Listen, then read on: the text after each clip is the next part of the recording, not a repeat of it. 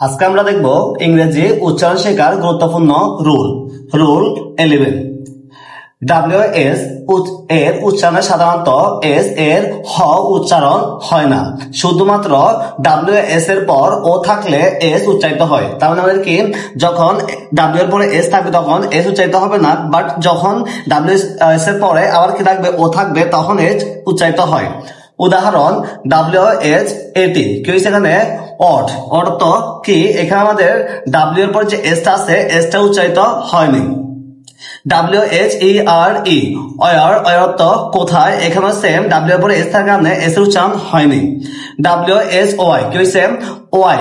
Y অর্থ কেন, Y অর্থ কেন, এখানেও এস উচ্চারিত হয়নি। WHEN, অয়েন অর্থ কখন, এখানেও এস উচ্চারিত হয়নি।